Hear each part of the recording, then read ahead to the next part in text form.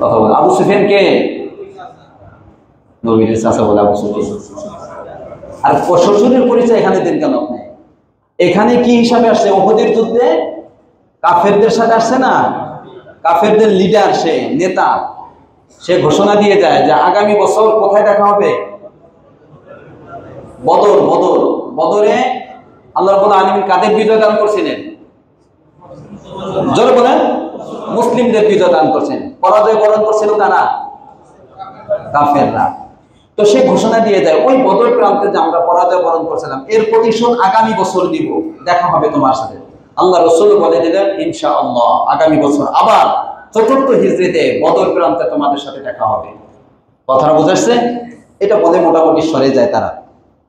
কিছু দূর যাওয়ার পরে আবু সুফিয়ান মক্কি বাহিনী মক্কার দিকে যখন রওনা হয়, কিছু দূর যাওয়ার পরে তারা চিন্তা করলো যে মাঝখান দিয়ে তো মুসলিমদের কিছু শহীদ হয়ে গেল, মারা গেল, কিন্তু বাস্তবে তো আমাদের বিজয় হয় নাই। হয়েছে? কাফেরদের বিজয় হয়েছে উহুদে। উহুদে কাফেরদের মূলত বাস্তব বিজয় হয় না, মাঝখান দিয়ে মুসলিমদের কিছু বিপর্যয় হয়ে গেছে, শহীদ হয়ে গেছে। হ্যাঁ, তখন চিন্তা আবু সুফিয়ানের মাথায় আসলো যে এখন যদি আবার ফিরে গিয়ে আক্রমণ করতে পারি, তাহলে একবারে বড় বড় লিডার সহ, অর্থাৎ আল্লাহ রাসূল, আবু বকর, তাদের উদ্দেশ্য ছিল আল্লাহ রাসূলকে শেষ করা এবং বড় বড় সাহাবায়ে কেরাম যারা আছে নেতৃস্থানীয় তাদেরকে শেষ করে একবার মদিনাকে শেষ করে দেওয়া।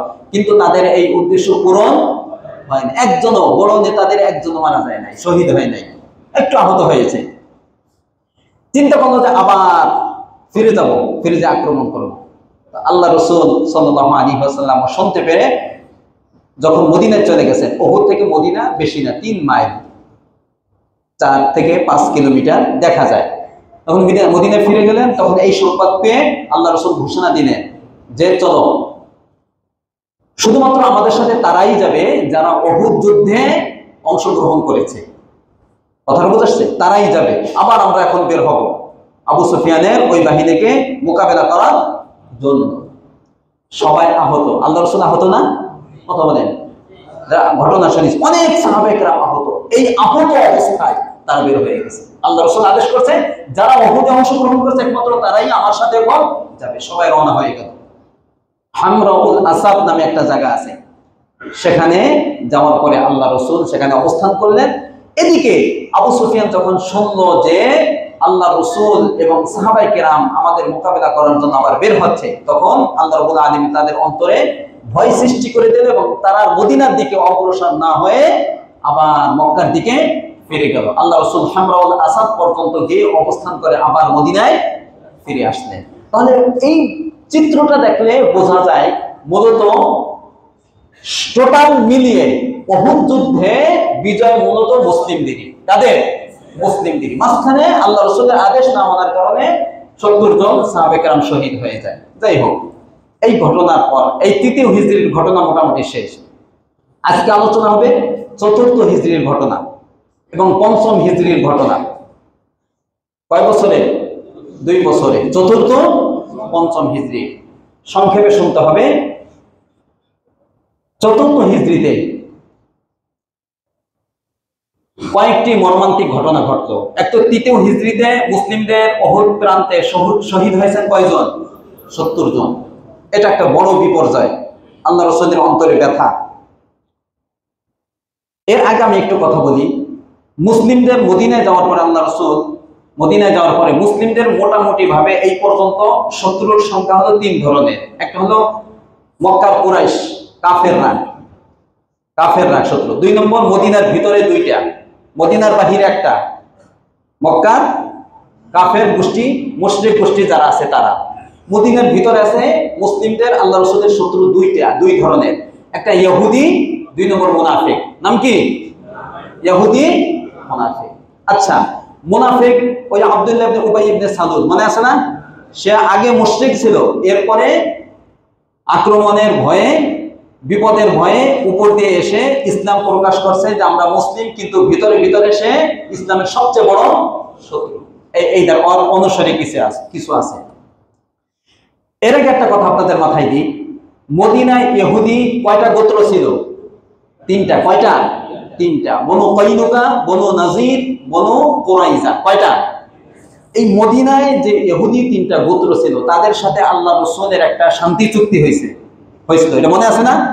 যে একজন আরেকজনের বিরুদ্ধে যুদ্ধ করতে পারবে না। মদিনার উপরে কোন গোত্রের উপরে মদিনার বাহির থেকে কেউ যদি আক্রমণ করে আমরা সম্মিলিতভাবে তাদের প্রতিবাদ করব, এই চুক্তি হয়েছিল না? এটা প্রথম ভঙ্গ করছে ইহুদিদের একটা গোত্র, নাম মনে আছে? বনু কাইনুকা। তাদেরকে মদিনা থেকে বের করে দিয়েছে, মনে আছে না?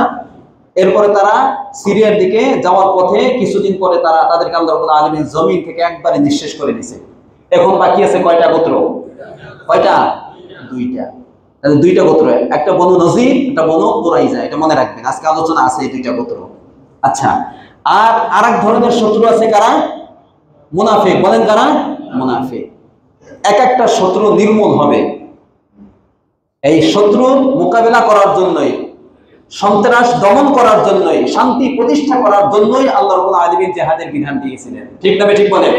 এই জিহাদের বিধানের কারণে দেখবেন এক এক করে ইসলামের যত শত্রু আছে সমস্ত শত্রুগুলো একবারে নির্মূল হয়ে যায়। কথা বোঝাচ্ছে? এখন পর্যায়ক্রমে দেখবে। যাই হোক, চতুর্থ হিজরির ঘটনা। চতুর্থ হিজরি সফর মাস।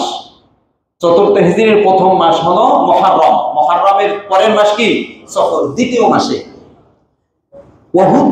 বদরে বনু হুজাইলের একজন নেতা সে মারা যায়। কোন যুদ্ধে? বদরে। বদর প্রান্তে বনু হুজাইলের একজন কাফের, তাদের নেতা খালিদ ইবনে সুফিয়ান আল হুজাইলি, সে মারা যায়। নেতা মারা যায়। নেতা মারা যাওয়ার পরে বনু হুজাইলের লোকেরা আল্লাহ রাসূলের, সাহাবাদের এবং মুসলিমদের প্রতিশোধ কিভাবে নেবে, যেহেতু তাদের নেতা মারা গেছে, তাদের ভিতরে খালি এই আগুন জ্বলতেছিল। কথা বুঝছেন? তো এই হুজাইলের একটা গোত্র আছে বনু লিহয়ান। এই বনু লিহয়ানের কিছু লোক, তাদের পাশের দুইটা গোত্র, একটার নাম হলো আদম আর একটার নাম হলো করা। এই দুইটা গোত্র তীর চালাতে খুব পারদর্শী ছিল। কি চালাতে? তীর।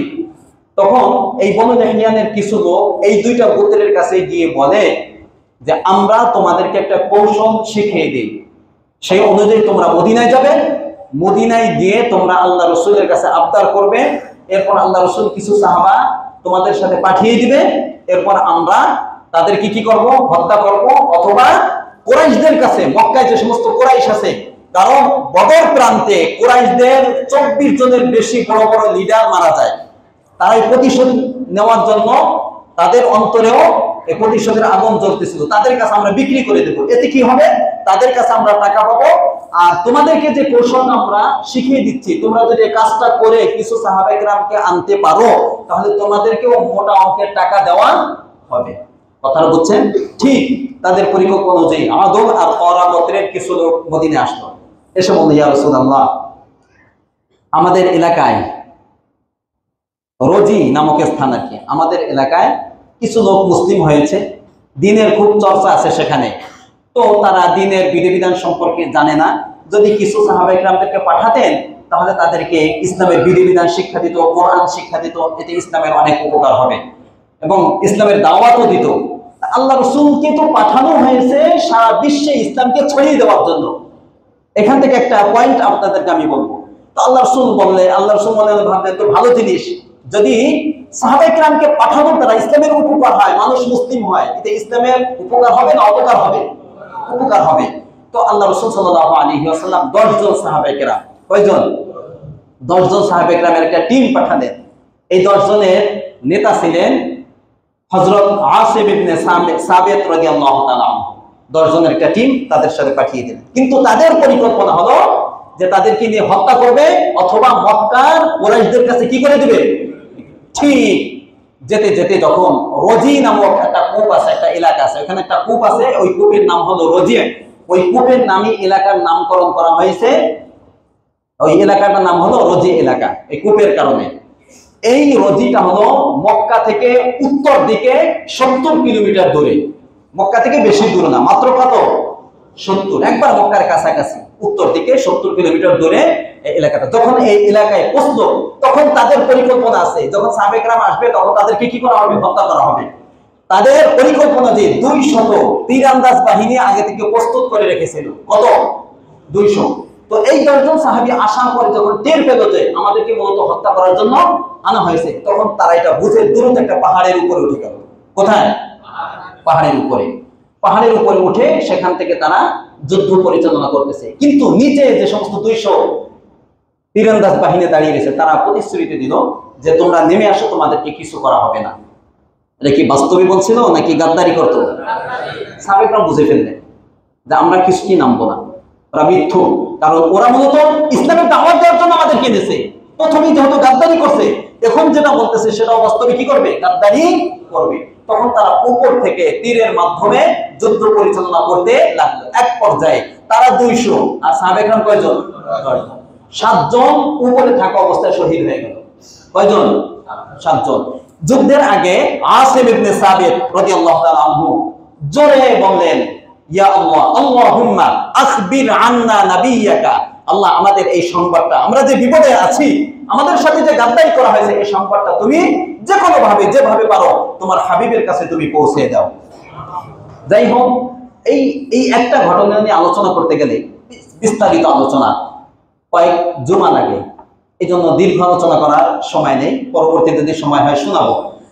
বাকি আছে কয়জন? 3 জন। তাদেরকে বলল নেতা, লিডার যে সাহাবায়ে কেরামদের আসিম রাদিয়াল্লাহু তাআলা, তিনিও আছেন। আর সাথে আরেকজন যায়েদ ইবনে দাসিনা, আরেকজন আব্দুল্লাহ ইবনে তারিক রাদিয়াল্লাহু তাআলা আনহু। এই 3 জন মোট। তাদেরকে বলল তোমরা নেমে আসো, তোমাদেরকে কিছু করা হবে না। তারা সরল মনের তারা নেমে আসলো। আসার পরেই তাদেরকে হাত বাঁধা শুরু করলো। যখন হাত বাঁধা শুরু করলো, তখন বুঝে ফেলছে যে না, আমাদের সাথে গাদ্দারি করা হবে। তখন আসিম ইবনে সাবিত রাদিয়াল্লাহু তাআলা আনহু তিনি হাত বাঁধতে দিলেন না। তিনি তার সাধ্য অনুযায়ী তাদের সাথে মোকাবেলা করলেন। এক পর্যায়ে তিনি জায়গায় শহীদ হয়ে গেলেন। তার লাশ কুদরতিভাবে আল্লাহ রাব্বুল আলামিন হেফাজত করছেন, তারা কিছু করতে পারে নাই। যাই হোক, বাকি আছে কয়জন? 2 জনকে বন্দী করে। একজন হলো খুবাইব ইবনে আদি। খুবাইবের ঘটনা আপনারা সকলেই জানেন। খুবাইব ইবনে আদি রাদিয়াল্লাহু তাআলা আনহু আর একজন যায়েদ ইবনে দাসিনা, এই 2 জনকে তারা বন্দী করে এনে মোটা অঙ্কের টাকায় প্রায় খুবাইব রাদিয়াল্লাহু তাআলা আনহুকে 50টি উটের বিনিময়ে, এক একটা উটের দাম লাখ লাখ টাকার বেশি। তখন কয়টা উট?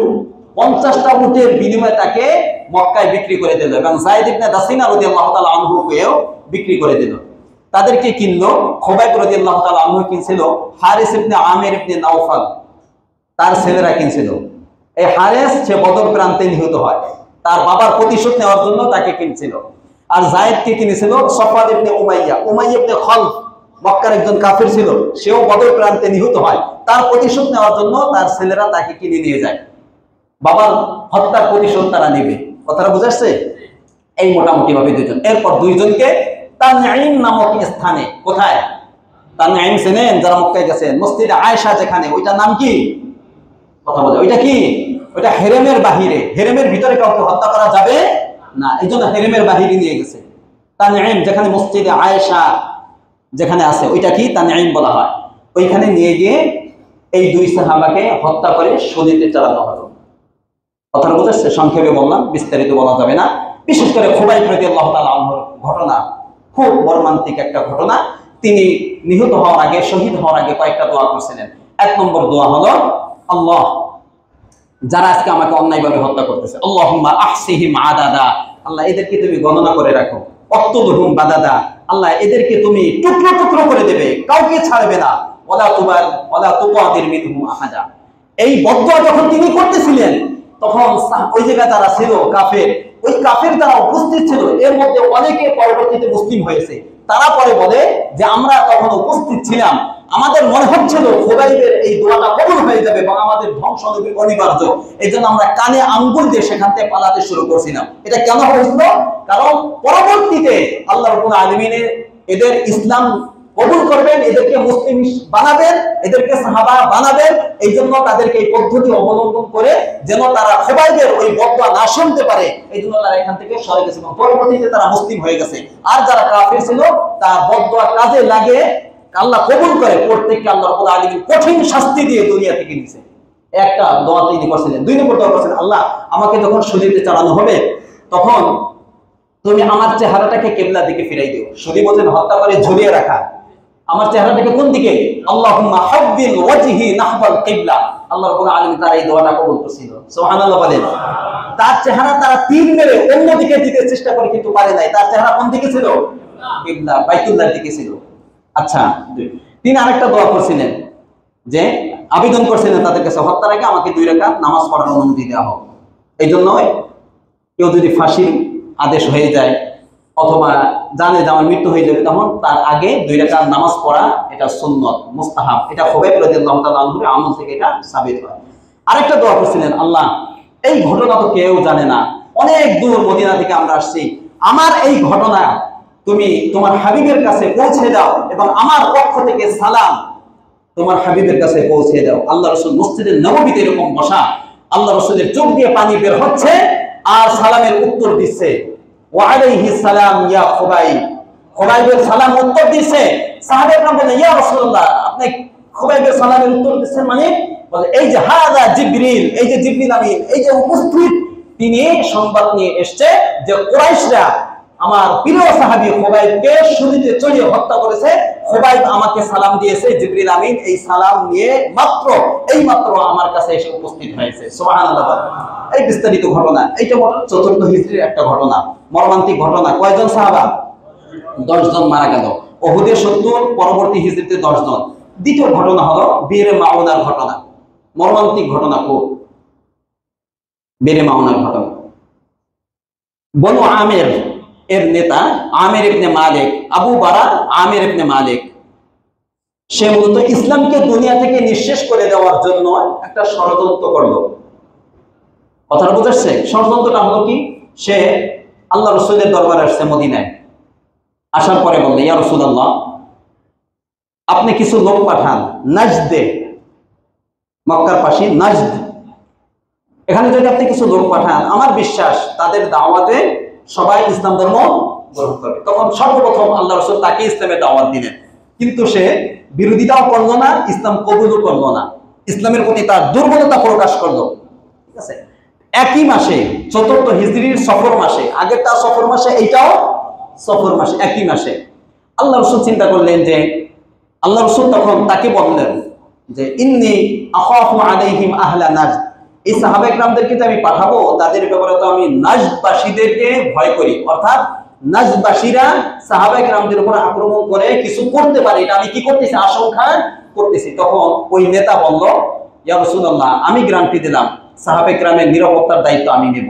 তখন আল্লাহ রাসূল মনে মনে ভাবলেন যে নিরাপত্তার দায়িত্ব যেহেতু নিচ্ছে, আর সাহাবা ইকরামকে পাঠানোর দ্বারা যদি নাজদের সমস্ত লোক মুসলিম হয়ে যায়, তাহলে ইসলামের অনেক বড় কি হবে, উপকার হবে। আল্লাহ রাসূল 70 জন সাহাবা কেরাম, যাদেরকে বলা হয় কুররা, কারি, হাফেজ, হুফাজে কেরাম, হাফেজ যারা, কোরআনের কারি যাদেরকে বলা হয়, যারা দিনের বেলায় লাকড়ি সংগ্রহ করে বিক্রি করে আহলে সুফফাদের খাবারের ব্যবস্থা করত রাতের বেলায়, দিনের বেলায়, আর রাতের বেলায় তারা পুরা রাত ইবাদত বন্দেগী এবং কোরআন শিক্ষায় তারা কাটিয়ে দিত। এইরকম নেতৃস্থানীয় উচ্চ পর্যায়ে কয়জন, 70 জনের একটা বাহিনী দিয়ে আল্লাহ রাসূল সাল্লাল্লাহু আলাইহি ওয়াসাল্লাম তার মাধ্যমে পাঠিয়ে দিলেন। এই বাহিনীর নেতা ছিলেন সাহাবী মুনজির ইবনে আমর রাদিয়াল্লাহু তাআলা আনহু। আস্তে আস্তে বীর মাউন একটা কূপের নাম, যখন এইখানে আসলো, তার পরিকল্পনা যে সবাইকে কি করা হবে, হত্যা করে ইসলামকে একবারে মিটিয়ে দেওয়া হবে। কিন্তু ইসলামকে হেফাজত করার দায়িত্ব কে নিছে? আল্লাহ নিছে। কাজে বাংলাদেশে যারা চিন্তা করে, যারা বিভিন্ন ধরনের এজেন্ডা বাস্তবায়ন, কেউ আমেরিকার এজেন্ডা বাস্তবায়নের জন্য বসছে, আপনারা বসাইছেন, সেটা তার আখের গুছানোর চেষ্টা করতেছে। নাম জানেন কি? নাম কি? ডক্টর ইউনূস। বাংলাদেশের জন্য সে কখনো ভালো কিছু করে যাবে না। মনে রাখবেন একটা কথা, আপনারা সহজে বোঝেন না, আপনারা বোঝেন একবার শেষ মুহূর্তে। সে তার দল টল, ব্যাংক, এনজিও যা আছে সবগুলো গোছানো কি করছে, শুরু করে দিচ্ছে। বোঝাচ্ছে কথাটা ভাই? কেউ আমেরিকার দাসত্ব করে আর কেউ ভারতের দাসত্ব করে। এই দুই দলের অধীনে যারা থাকবেন, ধোকায় যারা পড়বে, তারাই ধ্বংস। বুঝাচ্ছে কথাটা? তারা এই দুই দল এবং যারা এই দুই দেশের গোলামি করবে, তারা মূলত বাস্তবে বাংলাদেশের প্রেমিক নয়, বাংলাদেশের মহাব্বত তাদের অন্তরে নাই, বাংলাদেশের ভালো তারা কোনোদিন চায় না। ঠিক না? ঠিক বলেন? এটা বাস্তব। এরা মুনাফিক টাইপের লোক। এরা কি টাইপের লোক? মুনাফিক। যাই হোক, যে ঘটনা বলতেছিলাম, যখন 70 জন সেখানে চলে পরিকল্পনা অনুযায়ী ইসলামকে মিটিয়ে দেওয়ার জন্য সবাইকে ডাক দেয়। মীরে মামুনে আসলে তার গোত্রের কাছাকাছি যখন আসে, সকলকে ডাক দিয়ে এক পর্যায়ে গাদ্দারি করে এক এক করে 69 জন সাহাবায়ে কেরামদেরকে শহীদ করে দেয়। একজন মাত্র বেঁচে যায়। কয়জন? একজন মাত্র কোনোভাবে বেঁচে মদিনায় যে আল্লাহ রাসূলের কাছে এই সংবাদ দেয়। কথাটা বোঝা যাচ্ছে কথা না? এই মর্মান্তিক এই ঘটনায় আল্লাহ রাসূল খুব ব্যথিত হয়ে পড়েন। উহুদে 70, পরে 10, এখন 69। বিশাল এক ব্যাপার না? পরপর এই তৃতীয় হিজরিতে, চতুর্থ হিজরিতে। তখন এই গোত্রের জন্য, এই গোত্রের নাম যারা মূলত 70 জনকে শহীদ করছিল, রিয়াইল, জাকওয়ান, এই দুইটা গোত্র, আর একটা আসিয়া, 3টা গোত্র মিলে আল্লাহ রাসূল 1 মাস ফজরের নামাজে তাদের বিরুদ্ধে বদদোয়া করেন। ফজরের নামাজ দোয়া কুনুতে নাজিলা, কুনুতে নাজিলার মাধ্যমে, কুনুতে নাজিলা আমরাও পড়ছি, কুনুতে নাজিলার মাধ্যমে 1 মাস নাম ধরে ধরে, ওই গোত্রের নাম ধরে ধরে, রিয়াইল, জাকওয়ান, আসিয়া, বীর মাওনার, এই সমস্ত গোত্রের নাম ধরে ধরে আল্লাহ রাসূল সাল্লাল্লাহু আলাইহি ওয়াসাল্লাম বদদোয়া করেন। 1 মাস পরে তারপরে আল্লাহ রাব্বুল আলামিনের আদেশে বন্ধ করে দেন। এই দুইটা ঘটনা। এই যে পরপর আল্লাহর সাহাবায়ে কেরামদের উপর যে আঘাত, ইসলামের উপর যে আঘাত, আল্লাহ রাসূল একটু ভেঙে পড়েন। কিন্তু এরপরে যে বিজয় শুরু হয়, দেখেন উহুদের 70 জন সাহাবায়ে কেরাম শহীদ হলো, এর পরপর আরো 2টা ঘটনা ঘটলো। এর কারণ আছে, কয়েকটা কারণ বলতে গেলে তো বহুত সময় লাগবে। এর মধ্যে একটা কারণ হলো, শোনেন, ইসলামের যদি লাগাতার বিজয় চলে তাহলে সমস্যা, আর যদি সবসময় পরাজয় তাহলে সমস্যা। ঠিক না ঠিক? সবসময় যদি পরাজয় হয় তাহলে সাধারণ মানুষ, মুনাফিক যারা, কাফের যারা, তারা বলবে না ইসলাম মূলত সত্য না। যদি সত্য হইতো সবসময় পরাজয় বরণ করত না। এবং যারা বাস্তবে ইসলামের অনুসারী তাদের মন ভেঙে যাবে, আমরা সত্যের পথে থাকার পরেও কেন আমাদের পরাজয়। কথা বলছেন? আর যদি লাগাতার বিজয় আর বিজয়, খালি বিজয় আসতে থাকে, তাহলে অন্তরে অহংকার ঢুকে যেতে পারে। কথা বলেন? এবং তখন মুনাফিক কিছু লোক মুসলিমদের সাথে মিলে একাকার হয়ে যাবে। তখন কে মুনাফিক, কে মূলত ইসলামের শত্রু, আর কে মূলত ইসলামের বন্ধু, এটা বের করাটা খুব মুশকিল হয়ে যাবে। কথাটা বুঝাচ্ছে? এই জন্য আল্লাহ রাব্বুল আলামিন মাঝে মাঝে পরীক্ষা করেন, এই যারা কারা মুনাফিক, কারা মূলত সত্যের পথিক, কারা মূলত মুমিন মুসলিম, আর কারা মুনাফিক, এই দুইটার মাঝে পার্থক্য কখন হয়? যখন বিপদ আসে। কি আসে? বিপদ আসে। যেমন উহুদের যুদ্ধে যখন আসতেছিল, তখন কয়জন পালিয়ে যায়? কথা বলেন না? 300। আব্দুল্লাহ ইবনে উবাই ইবনে সালুল, সে মাঝপথ থেকে তার বাহিনীকে নিয়ে চলে যায়। তাহলে বিপদের মুহূর্তে যারা মূলত ইসলামের পক্ষে থাকবে তারাই মূলত প্রকৃত মুমিন মুসলিম, যারা চলে যাবে তারাই মুনাফিক। ঠিক না ঠিক? এই পার্থক্যটা মূলত বিপদের সময় হয়। এই জন্য মাঝে মাঝে আল্লাহ রাব্বুল আলামিন পরাজয় দেন। পরাজয় দেওয়ার অর্থ এটা নয় যে মুসলিমরা মূলত সত্যের পথে নয়, মূলত এটা উদ্দেশ্য না। আর অনেক কারণ আছে, 4-5টা কারণ আমি লিখেছিলাম, বলা যাবে না, এটা একটা কারণ। আরেকটা কারণ আমি বলি, শুনেন, অনেক আমল আছে আল্লাহ রাব্বুল আলামিন জান্নাতে কিছু মর্যাদা রেডি করছেন আপনাদের জন্য, আমাদের জন্য। আল্লাহ রাব্বুল আলামিন যেন ওই মর্যাদাগুলো সবাইকে পাওয়ার তৌফিক দান করে। আমিন বলেন। এই মর্যাদাগুলো হাদিসের মধ্যে আসছে, কোনো আমল দিয়ে পাওয়া সম্ভব না। ওই মর্যাদায় যেতে হয় কোনো আমলের মাধ্যমে সম্ভব না। তখন আল্লাহ রাব্বুল আলামিন মুমিন বান্দাদেরকে কিছু বালা মুসিবত, কিছু পরীক্ষা দেন। পরীক্ষায় যখন পাস করে তখন আল্লাহ রাব্বুল আলামিন তাকে ওই মর্যাদায় পৌঁছে দেন। সুবহানাল্লাহ বলেন। এই জন্য মাঝে মাঝে বিপদ আপদ দিয়ে শহীদের মর্যাদা, এবং শহীদের কিছু মর্যাদা আছে। অন্যান্য ভাবে যদি কোনো ব্যক্তি মারা যায় স্বাভাবিকভাবে, বন্ধভাবে, তাদের মর্যাদা একরকম, শহীদের মর্যাদা আর এক রকম। এই জন্য আল্লাহ রাব্বুল আলামিনের উদ্দেশ্য ওই মর্যাদায় পৌঁছে দেওয়ার জন্য এবং শহীদের মর্যাদা পাওয়ার জন্য আল্লাহ রাব্বুল আলামিন মাঝে মাঝে কিছু বিপদ আপদ দিয়ে তাদেরকে ওই মর্যাদায় পৌঁছে দেন। এই বিভিন্ন কারণ আছে আরো। যাই হোক, এরপর থেকে, এই ঘটনার পর থেকে এক এক পর্যায়ে এক এক করে ইসলামের বিজয় শুরু হয়ে যায়। আর ইসলামের যে 3 ধরনের শত্রু ছিল, এক একটা নির্মূল হতে থাকে। এর মধ্যে প্রথম শোনেন, 4th হিজরির ঘটনা, রবিউল আউয়াল মাসে বনু নজির। বনু নজিরকে একটু আগে বললাম, বয়নের খুতবা। বনু নজির কারা? ইহুদি গোত্র। কারা? মদিনায় ইহুদিদের কয়টা গোত্র ছিল? 3টা। একটা তো বনু কৈনুকা, তো আগেই বের করে দিয়েছে। আছে কয়টা? এর মধ্যে একটা হলো বনু নজির। বনু নজির, বনু নজির কি করলো? বনু নজিরের ঘটনা এখন শুনেন। ইহুদিদের বনু নজির মদিনা থেকে 3 মাইল দূরে অবস্থান করত। যে কোনো কারণে আল্লাহ রাসূল সাল্লাল্লাহু আলাইহি ওয়াসাল্লাম সাহাবায়ে কেরামদেরকে নিয়ে তাদের গোত্রে গেলেন, বনু নজিরে গেলেন। মূলত ঘটনা একটা ছিল, ঘটনা সেটা হলো যে মুক্তিপণ নেওয়ার জন্য। যেহেতু বনু নজিরের সাথে সাহাবায়ে কেরাম আল্লাহ রাসূলের একটা শান্তি চুক্তি হয়েছে না, শান্তি চুক্তি হয়েছে, কাজেই বিপদে সবাই এগিয়ে আসবে এইটা নিয়েছে। কোন ব্যক্তি যদি কাউকে অন্যায়ভাবে হত্যা করে, তাহলে আরবের নিয়ম ছিল হত্যার যে বদলা, হয়তো হত্যা না হলে মুক্তিপণ, রক্তপণ যেটাকে বলা হয়, কিছু মোটা অঙ্কের টাকা। এই টাকা শুধু সাহাবায়ে কেরাম দিবে না, বরং যারা চুক্তির আওতায় আছে সকলে মিলে দিবে। এই টাকা উসুল করার জন্য আল্লাহ রাসূল সাল্লাল্লাহু আলাইহি ওয়াসাল্লাম কিছু সাহাবায়ে কেরামদের টিম নিয়ে বনু নজিরে যায়। কোথায় যায়? বনু নজির। যাওয়ার পরে আল্লাহ রাসূল দাবি জানায় যে মুক্তিপণ দিতে হবে, রক্তপণ দিতে হবে। তখন তারা বনু নজিরের ইহুদিরা আল্লাহ রাসূলকে একটা দেওয়ালের পাশে বসায়, আপনি এখানে বসেন, আমরা টাকা নিয়ে আসি। তখন তারা আনতে গেল, ঠিক ওই সময় শয়তান এক লোকের আকৃতি ধারণ করে তাদের ওই মজলিসে এসে বসলো। বসার পরে বলল, এখন সবচেয়ে সুবর্ণ একটা সুযোগ তোমাদের হাতে এসেছে, ইসলামকে এবং মুহাম্মদকে সাল্লাল্লাহু আলাইহি ওয়াসাল্লাম দুনিয়া থেকে মিটিয়ে দেওয়ার সবচেয়ে বড় একটা সুযোগ তোমাদের হাতে আছে। কি সেটা?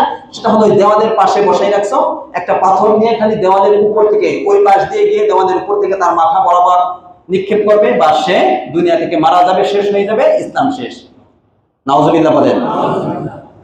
কথা বলছে বনু নজিরের লোকেরা মুসলিমের শত্রু, ইসলামের শত্রু, ঠিক না? ঠিক বলেন। বাস তারা বলল হ্যাঁ বাস্তব কথা।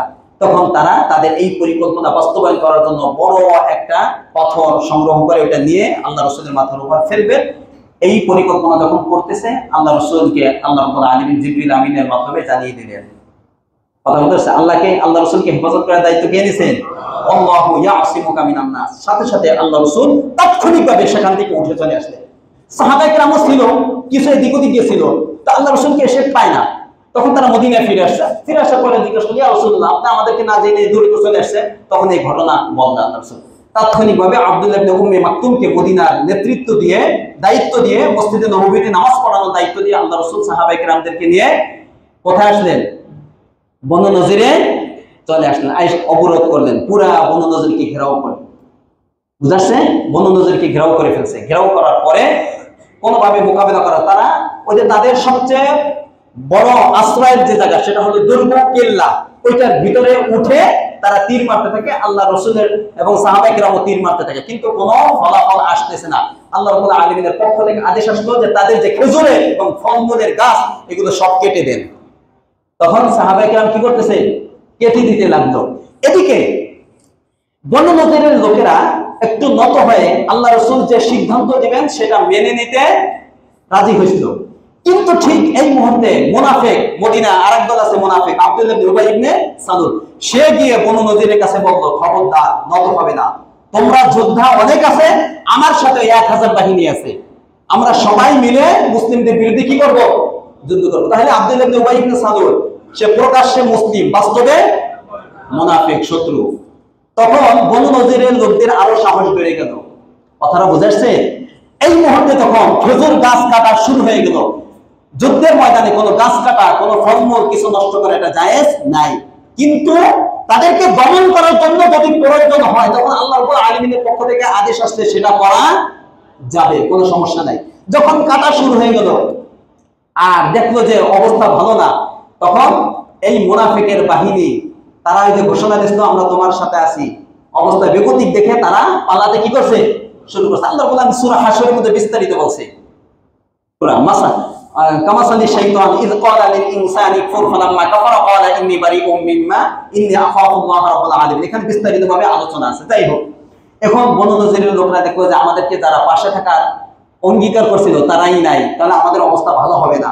তখন তারা বলল যে ইয়া রাসূলুল্লাহ, আপনি যে আদেশ আমাদেরকে দিবেন সেই আদেশ আমরা মেনে নেব। প্রায় 15 দিন তাদেরকে অবরোধ করে রাখছিল।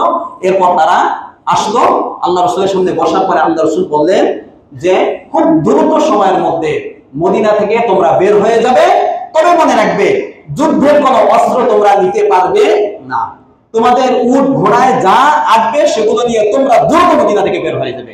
তখন তারা এই হাদিসের মধ্যে, ইতিহাসের মধ্যে আসছে, 600 উটের পিঠে তাদের ঘর বাড়ির আড়া টাড়া যেগুলো আছে, দরজা, সবকিছু ভেঙে এবং নারী পুরুষ স্ত্রী সন্তান সন্ততি তাদেরকে যারা আছে সবাইকে উটের পিঠে উঠে তারা 600 উট বোঝাই করে তারা মদিনা থেকে বের হয়ে খাইবার, কোথায় খাইবার, মদিনার পাশে দূরে, সেখানে গিয়ে তারা আশ্রয় নিল। কথাটা বুঝছেন? কারণ ইসলামের বিজয় মাত্র শুরু, এখান থেকে অনেক গনিমতের মাল সাহাবায়ে কেরাম পেয়েছেন। আচ্ছা, এই যে ইসলামের যে শত্রু, 1 নম্বর শত্রু তো মুশরিকরা, এরা মোটামুটি দমন। আর 2 নম্বর শত্রু ছিল ইহুদিরা। ইহুদিদের 2টা গোত্র মদিনা থেকে শেষ, আছে কয়টা? একটা, মনে রাখবেন, বনু কুরাইজা আছে, আর আছে মুনাফিক। এই ঘটনার পরে মোটামুটি ভাবে মদিনায় একটা শান্তি বিরাজ করতেছিল। বুঝাচ্ছে কথাটা? মদিনায় একটা শান্তি বিরাজ করতেছে। এই মুহূর্তে বনু নজিরের, কাদের? বনু নজির, এর মধ্যে মাঝখানে আরো কয়েকটা ঘটনা আছে, এই ঘটনাগুলো এখন বললে আমি বলতে পারবো না, আরো কয়েকটা ঘটনা ঘটছে বনু নজিরের। আচ্ছা, এটা বলে ফেলি। ওই যে উহুদের প্রান্তে আবু সুফিয়ান বলছিল যে 4র্থ হিজরিতে পুনরায় আপনাদের সাথে বদর প্রান্তে দেখা হবে, মনে আছে? আচ্ছা, আল্লাহ রাসূল এই 4র্থ হিজরিতে তাদের ওয়াদা অনুযায়ী সফর মাসে, সফর না রবিউল আউয়াল মাসে বা শাবান মাসে কোন কোন বর্ণনা আসছে, আল্লাহ রাসূল 1000, কোন কোন বর্ণনা 1500 বাহিনী নিয়ে আল্লাহ রাসূল ঠিক বদর প্রান্তে আসেন। আবার ওদিকে আবু সুফিয়ানের বাহিনীও মক্কা থেকে বের হয়েছে। বের হয়ে যখন মাররুজ জাহরান নামক স্থানে আবু সুফিয়ান আসলো, তখন আবু সুফিয়ানের অন্তরে ভয় ঢুকে গেছে যে না, তাদের সাথে আমরা কোনোভাবে পারবো না। তখন সে কিভাবে ফিরে যাবে? একা, তার সিদ্ধান্ত, সে তো নেতা, আর সবাই যদি না যায় তাহলে সে কিভাবে যাবে? তখন সে সবাইকে উদ্দেশ্য করে বলল, শোনো, আমরা যে যুদ্ধের জন্য বের হয়েছি, বাস্তবে এই বছরটা যুদ্ধের জন্য উপযুক্ত একটা বছর না। তখন দুর্ভিক্ষ চলতেছিল মক্কায়। কাজী সুন্দর একটা বছর, যে বছর কোনো দুর্ভিক্ষ থাকবে না, এমন একটা বছর আমাদের দরকার মুসলিমদের মোকাবেলা করার জন্য। কাজে আমরা এই যুদ্ধে যেতে চাই না। তখন তারা ফিরে গেল। আল্লাহ রাসূল ওই বদর প্রান্তে আসলেন, 8 দিন সেখানে অবস্থান করলেন। এরপর যখন দেখলেন যে না, তারা আর আসার মতো নয়, তখন সেখানে কিছু ব্যবসা বাণিজ্য করে আবার মদিনায় ফিরে গেলেন। এই মদিনায় মোটামুটি শান্তি বিরাজ করতেছে। ইতিমধ্যে ওই যে বনু নজির মদিনা থেকে বের হয়ে তারা কোথায় আছে? মাত্র বললাম খাইবার। কোথায়? খাইবার। ইহুদিদের নেতা হলো হুয়াই ইবনে আখতাব। সে মূলত আল্লাহ রাসূলের শ্বশুর, তার মেয়ে সফিয়া রাদিয়াল্লাহু তাআলা আনহা আল্লাহ রাসূলের স্ত্রী, কিন্তু কঠোর একজন কাফের, এবং যত কাফের আছে কাফেরদের লিডার এবং শয়তান মানুষ ছিল এটা হুয়াই ইবনে আখতাব।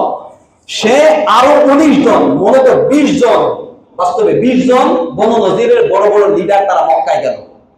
মক্কায় গিয়ে বলল যে ইসলামকে মিটিয়ে দেওয়ার জন্য আমরা তোমাদের সাথে আছি, কাজে তোমরা মদিনা আরেকবার আক্রমণ করার চেষ্টা করো।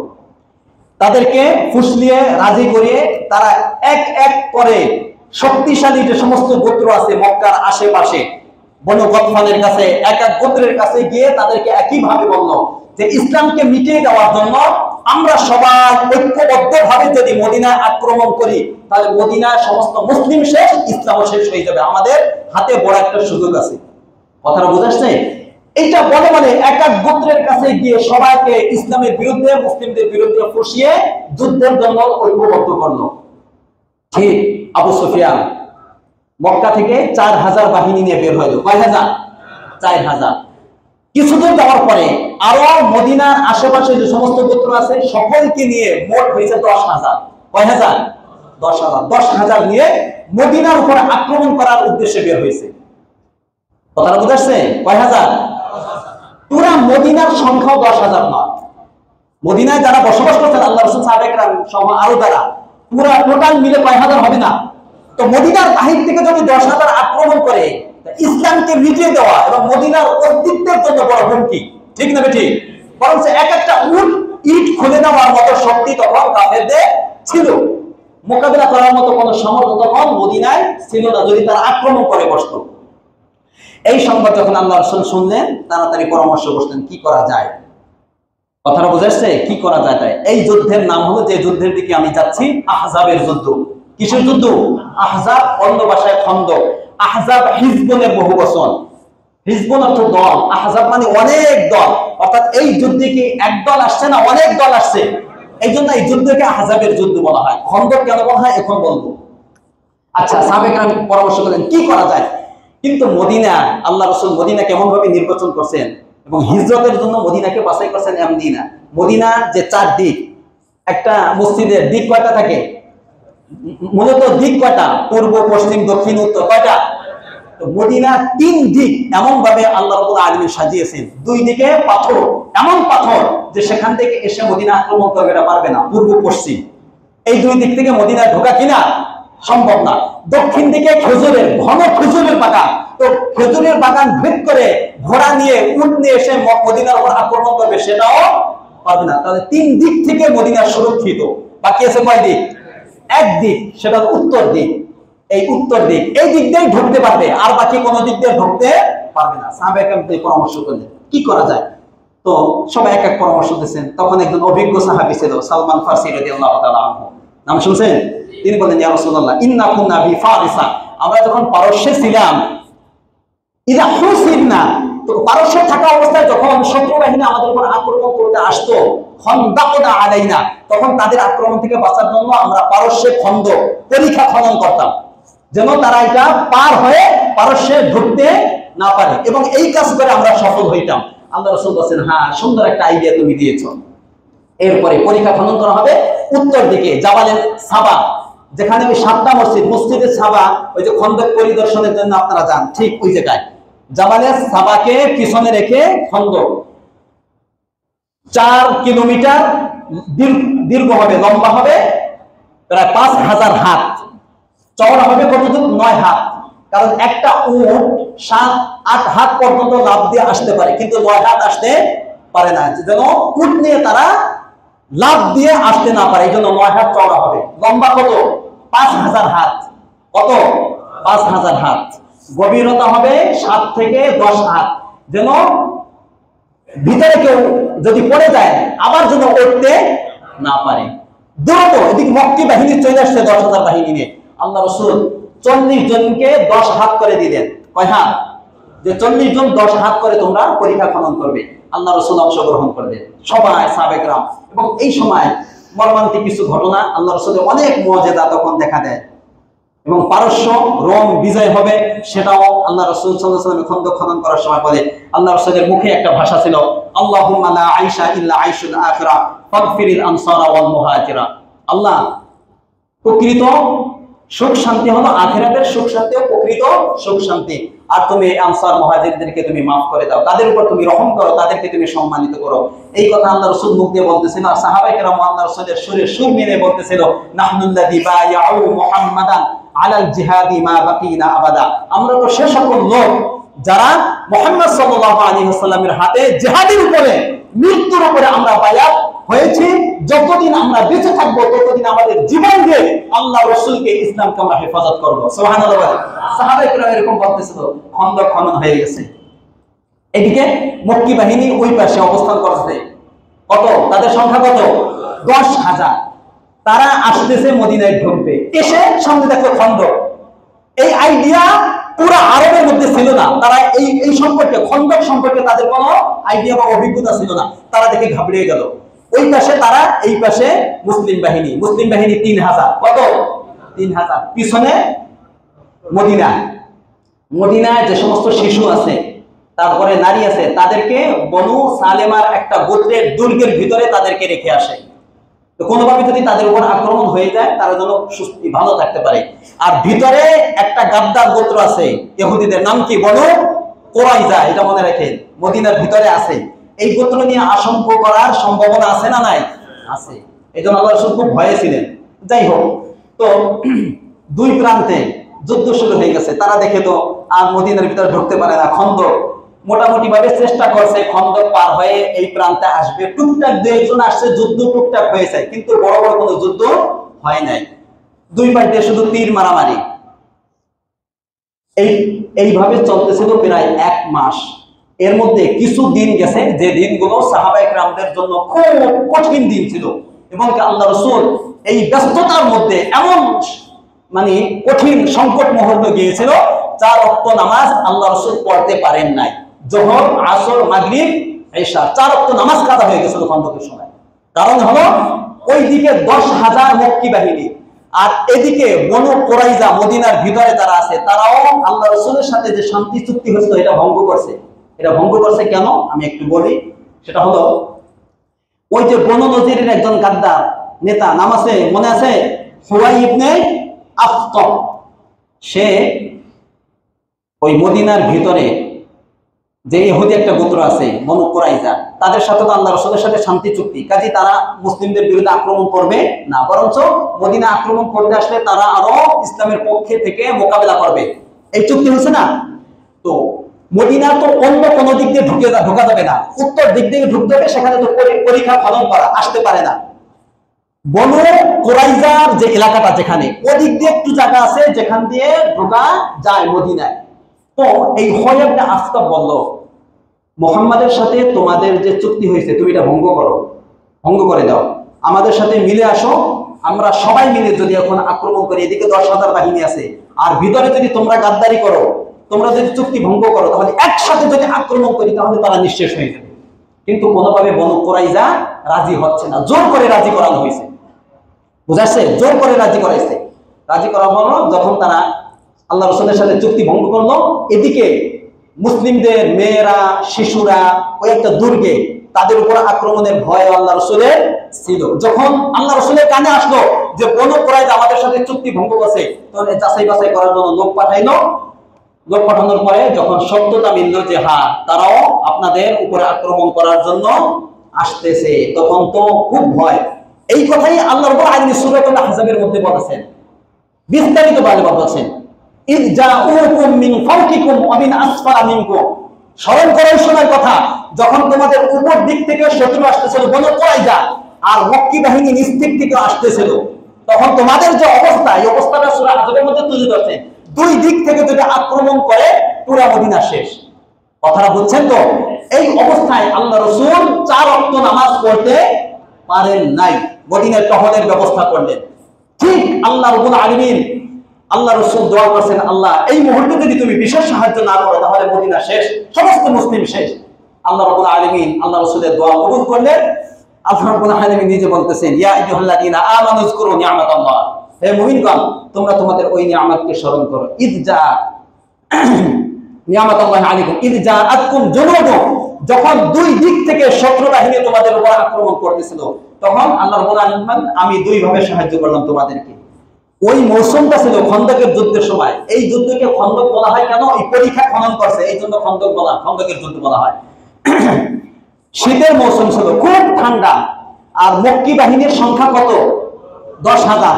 10,000 লোকের খাবারের ব্যবস্থা করা, ডেক্সি টেক্সি নিয়ে তারা তাঁবুটা নিয়ে ওই পাশে তারা অবস্থান করতেছে, অনেক বড় সমস্যা দেখা দিচ্ছে। শীতের মৌসুমে কনকনে শীত, আল্লাহ রাব্বুল আলামিন ফেরেশতাদেরকে পাঠাইলেন, পাঠিয়ে বললেন তোমরা তোমাদের পাখার মাধ্যমে পুরা ঝড়ো বাতাসের ব্যবস্থা করে দাও। আল্লাহ রাব্বুল আলামিন প্রচন্ড বাতাস ঝড়ের ব্যবস্থা করে দিলেন, তাদের তাঁবু টাবু ডেক্সি সব উড়িয়ে নিয়ে গেল।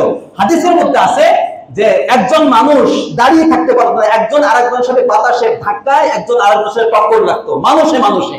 কথা বলছেন, যত ঝড় হোক না কেন আমরা তো দাঁড়াই থাকতে পারি, কিন্তু প্রচন্ড যে ঝড় আল্লাহ রাব্বুল আলামিন পাঠাইলেন ফেরেশতাদের মাধ্যমে, তারা দাঁড়িয়ে থাকতে পারে না, টিকতে পারে নাই। এদিকে ইহুদিরাও পালাইছে, আর মক্কার কুরাইশরাও, মক্কি বাহিনীও পালিয়ে গেছে। বিজয় কাদের হয়েছে? মুসলিমদের বিজয় হয়ে গেছে, তারা কিছুই করতে পারে নাই। এদিকে আল্লাহ রাসূল সাল্লাল্লাহু আলাইহি ওয়াসাল্লাম যখন বিজয় ভেসে মদিনায় ঢুকলেন, ঠিক এই মুহূর্তে উম্মে সালামা রাদিয়াল্লাহু তাআলা আনহা স্ত্রী তার ঘরে ঢুকলেন। বিজয়ের পরে মদিনায় আসলেন, জামাটা খুলছেন, কেবল গোসল করবেন আল্লাহ রাসূল। কি করবেন? গোসল করবেন। ঠিক এই মুহূর্তে জিবরিল আমিন হাজির। ইয়া রাসূলুল্লাহ,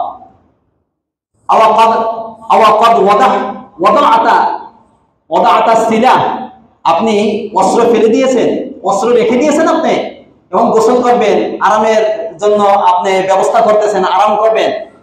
আমরা ফেরেশতা দ্বারা আসমান থেকে এই যুদ্ধে অংশগ্রহণ করছি, আমরা এখনো অস্ত্র আমাদের শরীর থেকে আমরা নামাই নাই, এখনো রাখি নাই। আমরা এই মাত্র আমরা মক্কি বাহিনীকে ধাওয়া করে ফিরে আসলাম। ফেরেশতারা বলতেছে, কাজী আল্লাহ রাব্বুল আলামিনের পক্ষ থেকে আদেশ, ওই ইহুদিদের যে একটা গোত্র আছে, নাম কি? বনু কুরাইজা, তারা যে গাদ্দারি করছে, আল্লাহ রাব্বুল আলামিন তাদের বিরুদ্ধে যুদ্ধে যাওয়ার জন্য আমাকে পাঠিয়েছেন। কাজী এখন আর গোসলের সময় নাই। এই মুহূর্তে দেখেন, এই আহজাবের যুদ্ধে সবচেয়ে মুসলিমদের বেশি কষ্ট হয়েছে, সবচেয়ে বেশি। এই মুহূর্তে সবাই অপ্রস্তুত, কিন্তু আদেশ আসছে কার পক্ষ থেকে? সবাই রেডি। আল্লাহ রাসূলও মদিনাতে ঘর থেকে আবার বের হয়ে গেলেন। জিবরিল আমিন বলেন, ইয়া রাসূলুল্লাহ, আমি বনি কুরাইজায় চলে যাচ্ছি, আমি আমার বাহিনী নিয়ে বনি কুরাইজায় চলে যাচ্ছি, আমি তাদের অন্তরে ভীতি সৃষ্টি করব, কম্পন সৃষ্টি করব আমি জিবরিল, আপনি দ্রুত আপনার বাহিনী নিয়ে আসেন। আল্লাহ রাসূল পুরো মদিনায় সংবাদ দিলেন, লা ইউসাল্লিয়ান্না আহাদুন আল আসরা ইল্লা ফি বনি কুরাইজা, যোহরের নামাজের পর এটা আল্লাহ রাসূল বললেন, আসরের নামাজের আগে মদিনা থেকে সবাই বনু কুরাইজায় চলে যাবে, বনু কুরাইজায় গিয়ে আসর পড়বে, এত দ্রুত থেকে তোমরা বনু কুরাইজায় চলে যাবে। আল্লাহ রাসূল আদেশ দিয়ে দিলেন। সাহাবায়ে ওই মুহূর্তে সবাই কোথায়? বনু কুরাইজায় চলে গেল। বনু কুরাইজায় গিয়ে, এই ঘটনা বলে শেষ করে দেবো 2-1 মিনিটের মধ্যে। বনু কুরাইজায় গিয়ে অবরোধ করলো বনু কুরাইজাকে। এদিকে ওই যে একজন গাদ্দারের কথা মনে আছে, হয় ইবনে আখতাব, বনু কুরাইজাকে ফুস নিয়ে আসছিল না, তখন ওই হয় ইবনে আখতাব বলছিল যে যদি আমরা আহজাবের যুদ্ধে ব্যর্থ হই তাহলে আমি পালিয়ে আমার গোত্র খাইবারে আমি যাব না, বরং আমি তোমাদের সাথে বনু কুরাইজার দৈর্ঘ্যে আশ্রয় নিব এবং তোমাদের যে শাস্তি হবে আমি ওই শাস্তি মেনে নেব। তখন সেও বনু কুরাইজা, কথাটা বোঝাচ্ছে? আল্লাহ রাসূল গিয়ে ঘেরাও করলেন প্রায় 15 দিন। কয়দিন? 15 দিন। তখন অবস্থা যখন তারা দেখলো যে না, ভালো না, বিপর্যয় আমাদের হবে, পরাজয় আমাদের হবে, তখন তারা দ্বিপাক্ষিক একটা বৈঠকের ব্যবস্থা করলো। এই বৈঠকে কোনো ফলাফল আসলো না। তারা জানে যে আমাদের ব্যাপারে রায় দেওয়া এটা যদি মুহাম্মদ সাল্লাল্লাহু আলাইহি ওয়াসাল্লামের উপরে ছেড়ে দেই তাহলে আমাদেরকে হত্যা করা হবে। বাস্তবে হত্যা করার আদেশ আল্লাহ রাসূল দিতেন না। আগে যে 2টা বাহিনী গেছে এদেরকে হত্যা করছেন কাউকে নাকি মদিনা থেকে বের করে দিয়েছেন? আল্লাহ রাসূল তো রাহমাতুল লিল আলামিন, তিনি চান যে সবাই মুসলিম হয়ে যাক, এটাই চান। তো বনু কুরাইজার নেতারা বলল যে আমরা আপনার রায় মানব না, আমাদের একজন মিত্র গোষ্ঠী আছে, একটা মিত্র গোষ্ঠী আছে আওসের যে নেতা সাআদ ইবনে মুআজ রাদিয়াল্লাহু তাআলা আনহু, তার ইতিহাস আছে, অনেক বড় ইতিহাস। ওই সাআদ ইবনে মুআজ তিনি যে রায় দেবে ওই রায় আমরা মাথা পেতে নেব। কথাটা বুঝাচ্ছে? এটা কারা, এই প্রস্তাবটা কারা দিল? কুরাইজার ইহুদিরা দিল যে সাআদ ইবনে মুআজ তিনি তো আমাদের বন্ধু মানুষ, তিনি আমাদের ব্যাপারে, তিনি সাহাবী, তখন তিনি যে আদেশ করবেন, যে রায় দিবেন ওই রায় আমরা মাথা পেতে নেব। ঠিক আছে। তিনি তখন আহত, ওই আহজাবের যুদ্ধের সময় একটা হাতের শিরায় এসে তার তীর লাগে, সেখান থেকে রক্ত বের হচ্ছিল। এই ঘটনায় তিনি শহীদ হন পরে। আচ্ছা, তো আল্লাহ রাসূল বলেন যাও তোমাদের নেতাকে নিয়ে আসো। মদিনা মসজিদে নববী থেকে তাকে আনা হলো, গাদার উপরে উঠে শোয়াইয়া, তিনি আহত শোয়ানো অবস্থায় আনা হলো। আল্লাহ রাসূল আসার পরে, বনি কুরাইজা আসার পরে বলল, অবস্থা দেখে সাআদ ইবনে মুআজ বলল, ইয়া রাসূলুল্লাহ, 2 সাহাবা একরাম এখানে, আল্লাহ রাসূল এখানে, ইহুদিদের বড় নেতারা এখানে, আমার রায় হলো বনি কুরাইজার ব্যাপারে আমার রায়, যেহেতু তাদের বন্ধু সাআদ ইবনে মুআজ, তারা আশা করছে যে সুন্দর ভালো একটা রায় আমাদের ব্যাপারে দিবে আর কি। এই আশায় এইভাবে চোখ তাকিয়ে রায় শোনার জন্য তাকিয়ে আছে সবাই বসা।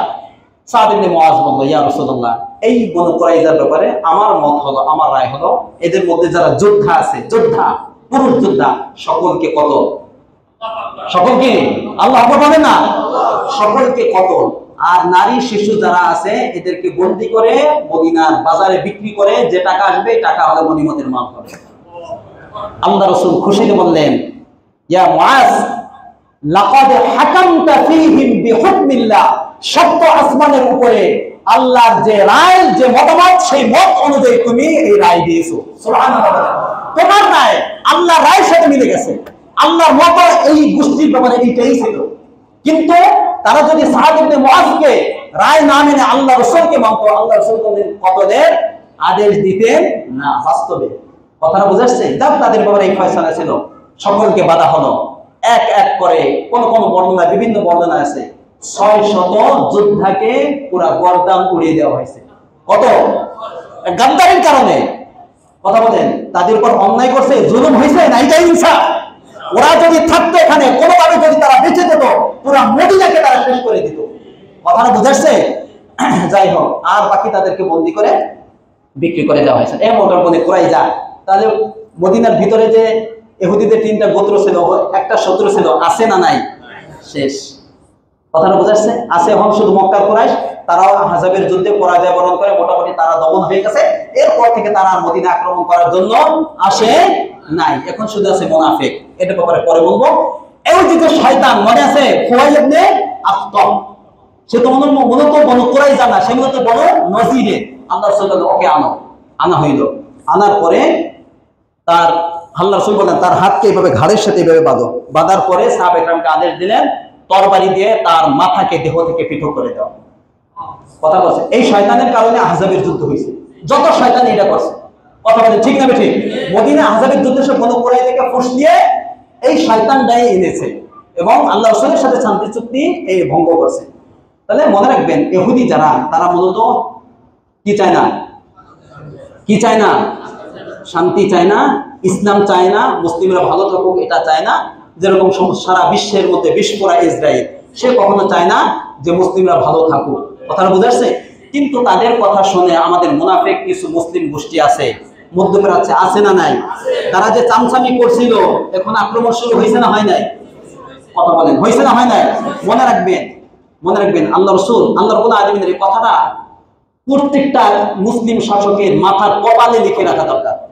ওয়ালান তারদা আনকাল ইয়াহুদ ওয়ালান নাসারা হাত্তা তাত্তাবিআ মিল্লাতাহুম। আল্লাহ রাব্বুল আলামিন কিভাবে বলেন যে কখনো নয়, লান তারদা, এটা যারা আলেম তারা বোঝে, এটা কোন কিছুই না, কখনো ইহুদি নাসারারা তোমাদের ব্যাপারে কখনো সন্তুষ্ট হতে পারবে না যতক্ষণ না তোমাদের ধর্মকে ত্যাগ করে তাদের ধর্ম গ্রহণ না করবে।